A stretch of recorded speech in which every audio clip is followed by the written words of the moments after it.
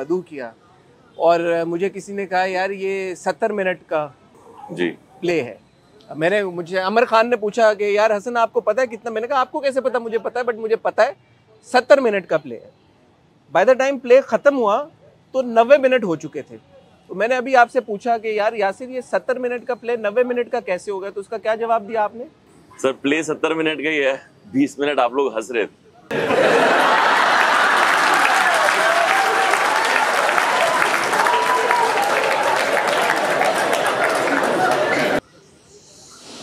ये बड़ी बात, ये एक इससे ज्यादा मेरे ख्याल में सक्सेस का मयार नहीं है एक थिएटर प्ले के लिए कि 20 मिनट का laughter for a 70 minute play, और आपने मुझे बताया ये 30 मिनट पे भी लाफ्टर गया है। वही मैं कह रहा हूँ, उस दिन कम था लाफ्टर, जब इसमें क्लैप शामिल हो जाती है 10 मिनट की तो फिर वो ज्यादा हो जाता है। और अगर कहीं गलती से, वैसे तो हम 8 बजे शुरू करते हैं शार्प, लेकिन अगर हम 10 मिनट और ऊपर कर लें तो फिर वो थोड़ा और ऊपर चला जाता है। थोड़ा और ऊपर चला जाता है। हैविंग वॉच्ड दिस प्ले, और मेरी जो इस प्ले को लेके एक ऑब्जर्वेशन है वो ये कि इट अपेयर्स कि आपने उमर शरीफ साहब को ट्रिब्यूट पेश किया है, ये क्या ये हकीकत है?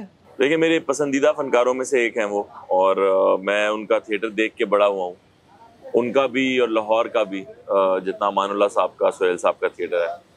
तो मोइन साहब का, उमर शाह साहब का ये है कि वो कराची के लिए ना उन जैसा, या उर्दू के लिए उन जैसा थिएटर किसी ने नहीं किया। बाकी सब लोग शायद बाद में पाकिस्तान से बाहर गए हैं, वो बहुत पहले पाकिस्तान से बाहर गए हैं, ना गए भी, मतलब ना जाए बगैर वो सबसे पहले पाकिस्तान से बाहर गए हैं।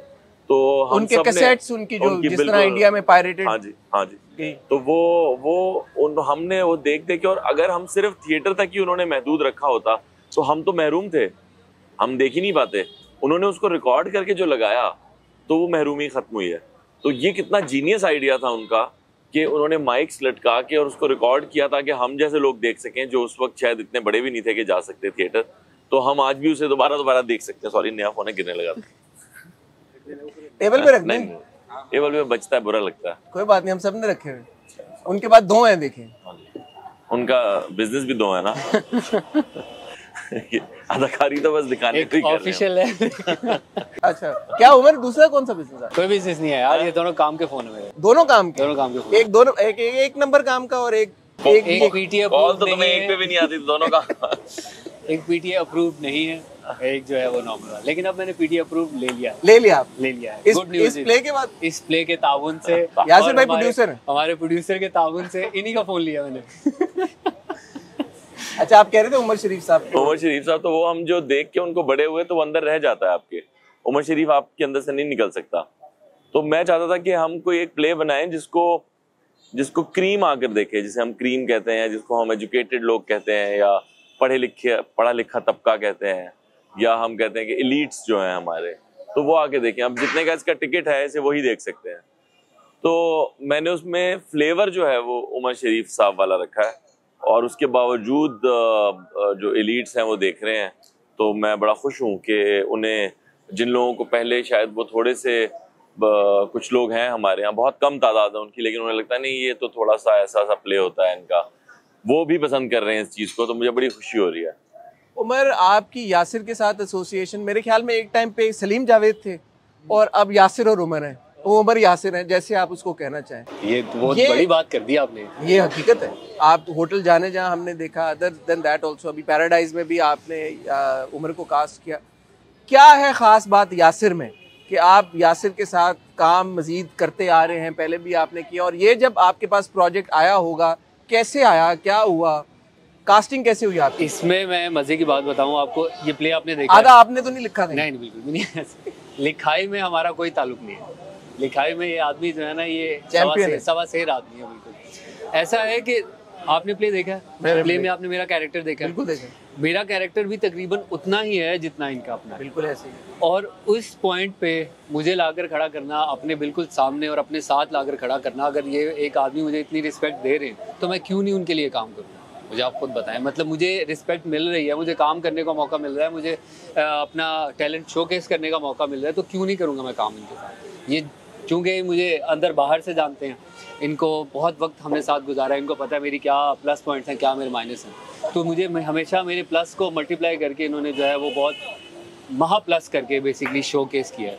तो आज भी इस प्ले में आप लोग यही देख रहे हैं कि मतलब मुझे उन्होंने बहुत बेहतर तरीके से प्रेजेंट किया सबका काम। एक्टिंग से अलावा आपकी कंट्रीब्यूशन होती है क्रिएटिव प्रोसेस में?